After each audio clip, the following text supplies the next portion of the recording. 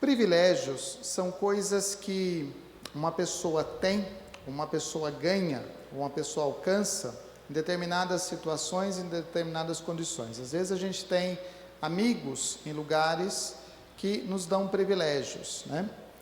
É comum que a gente veja isso de vez em quando, até na igreja.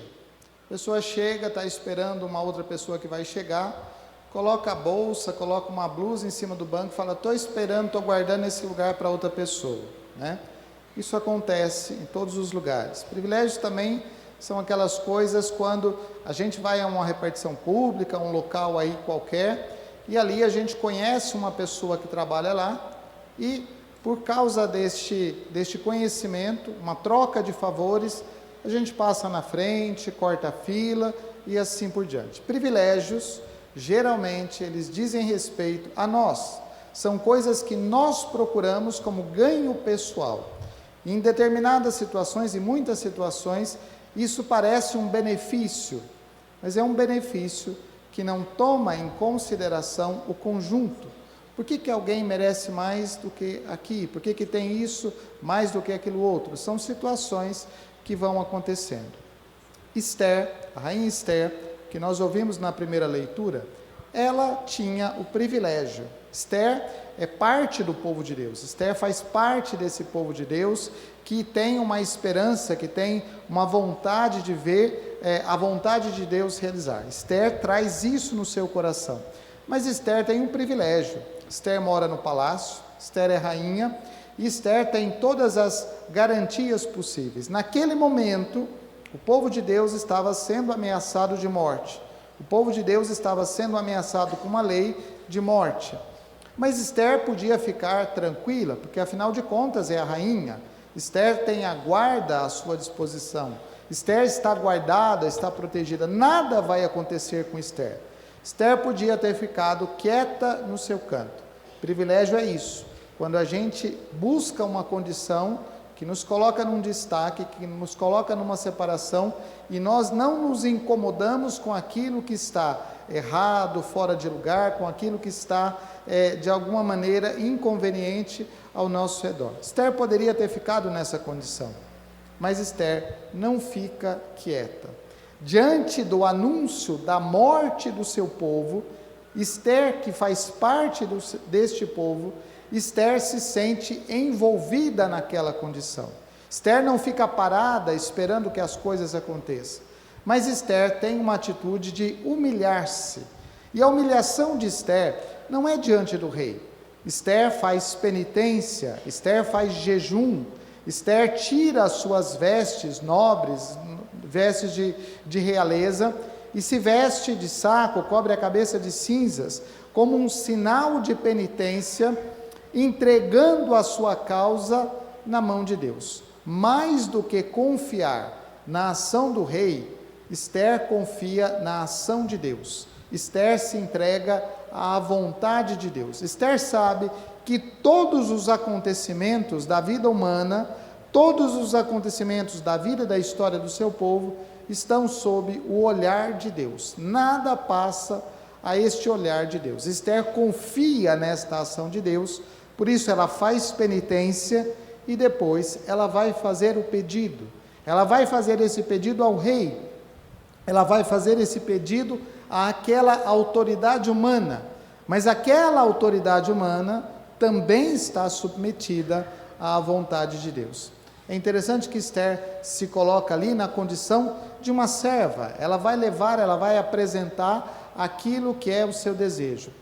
Se nós estivéssemos nessa condição de Esther, o que será que nós pediríamos? Se nós precisamos ser muito sinceros aqui, porque a proposta é muito sedutora. Metade do reino, dinheiro, fama e fortuna, tudo aquilo que nós buscamos, uma posição de tranquilidade, tudo aquilo que nós queremos, uma posição que nos deixe sem preocupações. Isso é o que é oferecido a Esther. O que nós teríamos feito no lugar de Esther? Quais são as escolhas que nós fazemos diante daquilo que nos é colocado cotidianamente, no nosso dia a dia? Quais são as escolhas que nós fazemos? Esther tem uma escolha que vai de encontro à vontade de Deus. Esther pede pela sua vida e pela vida do seu povo. Esther sabe que o único que pode livrar este povo da morte é Deus. Por isso ela fez penitência e por isso ela entregou a sua causa a Deus e agora com confiança ela apresenta o seu pedido ao rei. O pedido de Esther não é a confiança no rei, o pedido de Esther é a confiança em Deus, da salvação da vida do seu povo, da sua história, deste povo que é perseguido, deste povo que corre o risco de morte. Maria tem a mesma condição de Esther. Maria poderia ter muitos privilégios. Maria, por ser a mãe do Salvador, ela podia buscar muito conforto, muitas situações que fossem favoráveis a ela. No entanto, não é assim que Maria se comporta. Nesta festa de casamento, conforme nós ouvíamos no Evangelho, nós temos ali Jesus, os discípulos e Maria, e o vinho acabou. O vinho acabando significa que a festa teria terminado, a alegria teria terminado. Bom, se o vinho acabou, se não tem mais festa, simplesmente voltemos para casa, cada um pegue as suas coisas e volte para casa. Por que Maria tinha necessidade de envolver-se com aquela situação? Ela não tinha obrigação, necessidade, ela não precisava envolver-se com aquela situação. No entanto, Maria tem a compreensão de que ali falta algo fundamental, falta o amor de Deus, falta a presença de Deus, falta a vida, falta a alegria, falta o sentido profundo daquela situação. E é por isso que Maria se envolve. E Maria se envolve apontando aquele que pode fazer alguma coisa. Maria caminha até Jesus e ela apresenta a situação, semelhante àquilo que Esther havia feito com o rei. Ela apresenta aquela situação. E Jesus vai dizer: o que eu tenho com isso? A minha hora ainda não chegou. Qual é a hora de Jesus? A hora de Jesus é a hora da cruz. Não é simplesmente fazer milagres, não é simplesmente fazer coisas multiplicarem, não é simplesmente fazer coisas extraordinárias e maravilhosas, mas ainda assim, a confiança de Maria é grande, e por causa desta confiança, ela se dirige aos serventes, àqueles que estão servindo, e diz assim: fazei tudo o que ele vos disser. Maria fala pouquíssimas palavras, e pouquíssimas palavras foram registradas na Sagrada Escritura. Além desta, nós temos mais duas outras passagens, onde Maria tem uma palavra. E aqui, essa palavra é fundamental: fazei tudo o que ele vos disser. A ordem de Jesus, ela não tem o menor sentido. Quando numa festa, acaba a bebida, acaba a comida, o que é que se tem que fazer? Tem que buscar. Está tendo uma quermesse aqui. Se na barraca do cachorro-quente, você tem barraca do cachorro-quente, acabar o pão e a salsicha, não adianta vir falar para o padre que acabou o pão e a salsicha. Precisa ir no mercado e comprar mais pão e mais salsicha. É isso que precisa ser feito. Não adianta dizer para alguém que acabou. Não adianta pedir que se busque água. A ordem de Jesus, ela não tem um sentido, ela não tem um valor lógico nessa condição. Mas ali, naquela obediência, se experimenta o extraordinário. Maria disse: fazei tudo o que ele vos disser. E os servos entram nessa obediência, quando Jesus pede para encher as talhas com água. Quem precisa de vinho, não vai atrás de água. Quem precisa de vinho, da alegria para a festa, não vai correr até uma fonte e trazer água para encher as talhas, mas deveria ir buscar isso num outro lugar. No entanto, os servos têm esta docilidade de coração. Um dos problemas na nossa vida, para experimentar o amor e a presença de Deus, é a docilidade à voz de Deus. Quando Deus nos aponta um caminho, quando Deus nos pede uma coisa e nós nos recusamos. Nós queremos fazer à nossa maneira, do nosso jeito e no nosso tempo, desafiando a vontade de Deus, desafiando aquilo que Deus vai apontando, vai direcionando, desafiando a inspiração de Deus na nossa vida.